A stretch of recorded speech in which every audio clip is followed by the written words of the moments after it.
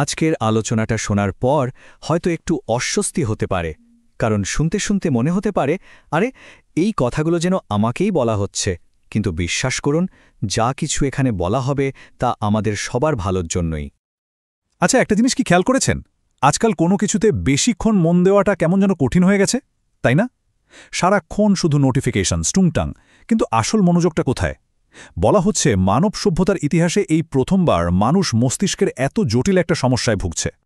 চলুন তাহলে পুরো বিষয়টা একটু ধাপে ধাপে দেখে নেওয়া যাক। আমরা জানব ব্রেন রট জিনিসটা আসলে কি, এর লক্ষণগুলো কি কি, কেন এই আসক্তি তৈরি হচ্ছে, আর সবশেষে সবচেয়ে জরুরি এখান থেকে বেরোনোর উপায়।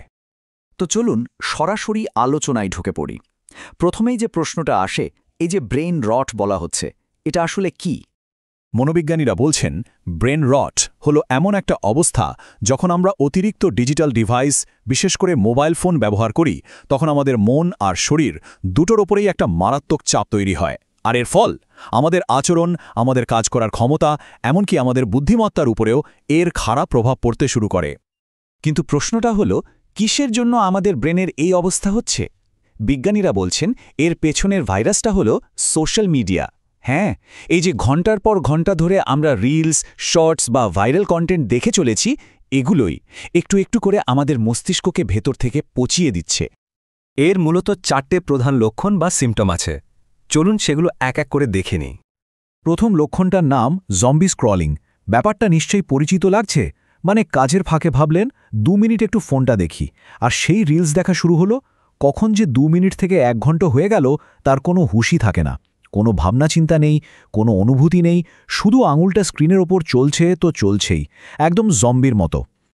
দ্বিতীয়টা হলো কম্পালসিভ ভিডিও গেমিং।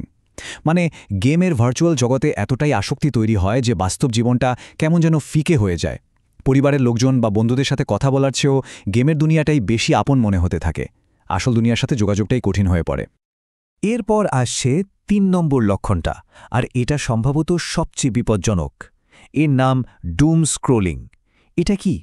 এটা হলো ইন্টারনেটে ইচ্ছে করে শুধু নেগেটিভ, বিতর্কিত বা দুঃখের খবর খুঁজে খুঁজে দেখা। আস্তে আস্তে ভালো কিছু দেখার বা পজিটিভলি ভাবার ক্ষমতাটাই যেন চলে যায়। চারপাশের খারাপ জিনিসগুলোতে ডুবে থাকাটাই একটা নেশার মতো হয়ে দাঁড়ায়।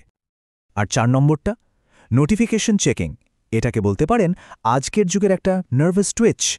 মানে কোনো কারণ ছাড়াই বারবার ফোনটা চেক করা, কোনো নোটিফিকেশন, মেসেজ, লাইক বা কমেন্ট এলো কিনা, এই চিন্তাটা সারাক্ষণ মাথায় ঘুরপাক খেতে থাকে। একটা টুং শব্দ হলেই হলো দুনিয়ার সব কাজ ফেলে আগে ফোনটা দেখতে হবে। এখন হয়তো মনে হচ্ছে, আরে শুধু মোবাইল স্ক্রল করলেই কি ব্রেন পৌঁছে যাবে নাকি? ব্যাপারটা এতটা সিরিয়াস?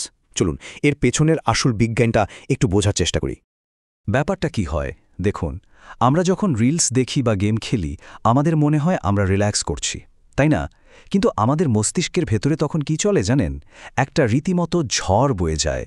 প্রতি সেকেন্ডে ডোপামিনের মতো হরমোনগুলো রোলার কোস্টারের মতো ওঠানামা করতে থাকে। ভেবে দেখুন, 1 সেকেন্ড আগে একটা হাসির ভিডিও দেখছেন, পরের সেকেন্ডেই হয়তো একটা দুঃখের খবর, তার পরের মুহূর্তেই আবার একটা নাচের রিল। রাগ, খিদে, উত্তেজনা, কোনো অনুভূতি স্থির হতে পারছে না। প্রতি সেকেন্ডে আবেগের এই যে মারাত্মক ওঠানামা, এটাই কিন্তু আমাদের মস্তিষ্ককে ভেতর থেকে ফাঁপা করে দিচ্ছে। তাহলে কি কোনো উপায় নেই? মস্তিষ্ককে এই ক্ষতি থেকে বাঁচানোর জন্য আমরা কি করতে পারি?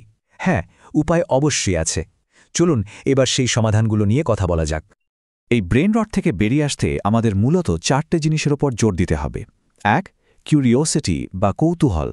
2. ক্রিয়েটিভিটি বা সৃজনশীলতা। 3. Screen time management. আর 4. কানেকশন বা বাস্তব জীবনের সংযোগ। প্রথম উপায় কিউরিওসিটি, মানে আনমনে স্ক্রল না করে নিজে ঠিক করুন কি দেখতে বা জানতে চান। অ্যালগোরিদমকে আপনার ইচ্ছামতো চলতে না দিয়ে আপনি অ্যালগোরিদমকে ব্যবহার করুন। যেমন আপনার যদি বাগান করা ভালো লাগে, সেটা নিয়ে সার্চ করুন। দেখবেন তখন আপনার ফিডটাও ভালো জিনিস দিয়ে ভরে উঠছে। এই কৌতূহলটাই আপনাকে নতুন কিছু শিখতে সাহায্য করবে। 2 নম্বর পয়েন্ট, ক্রিয়েটিভিটি। ইন্টারনেট থেকে শুধু তথ্য না নিয়ে সেটাকে কাজে লাগিয়ে নতুন কিছু তৈরি করুন। হয়তো একটা নতুন রেসিপি দেখে রান্না করলেন, বা কোনো ভিডিও দেখে বারান্দায় ছোট্ট একটা বাগান বানালেন। হতে পারে কোনো নতুন ভাষা শিখলেন বা একটা বাদ্যযন্ত্র বাজানো শুরু করলেন। এই কাজগুলো আপনার মস্তিষ্ককে প্রোডাক্টিভ রাখবে। 3 নম্বর এবং খুবই জরুরি, স্ক্রিন টাইম। ফোনের ব্যবহারকে একটা সীমার মধ্যে বাঁধতে হবে। হয়তো ঠিক করলেন দিনে 1 ঘন্টার বেশি অকারণে ফোন ঘাঁটবেন না। কিছু ফোন ফ্রি জোন তৈরি করুন, যেমন খাওয়ার টেবিলে কোনো ফোন থাকবে না, বা পরিবারের সাথে যখন কথা বলছেন তখন ফোনটা দূরে সরিয়ে রাখুন। আর সবশেষে 4 নম্বর উপায়টা হল কানেকশন। তবে অনলাইন কানেকশন নয়, অফলাইন, মানে আসল মানুষের সাথে সংযোগ।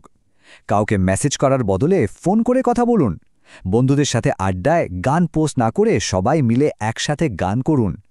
এই বাস্তব জীবনের ছোট ছোট মুহূর্তগুলোই অনলাইন দুনিয়ার আকর্ষণ থেকে আমাদের দূরে রাখতে পারে। তো এই ছিল কিছু উপায়। পথটা হয়তো দেখিয়ে দেওয়া যায়, কিন্তু সেই পথে হাঁটার সিদ্ধান্তটা কিন্তু সম্পূর্ণ ব্যক্তিগত, কারণ দিনের শেষে সমাধানটা আমাদের নিজেদের হাতেই। একটা কথা সবসময় মনে রাখা দরকার, আমাদের আসল চালিকা শক্তি কিন্তু আমাদের এই মস্তিষ্কটাই। এটাই যদি বিগড়ে যায় তাহলে কিন্তু সব শেষ।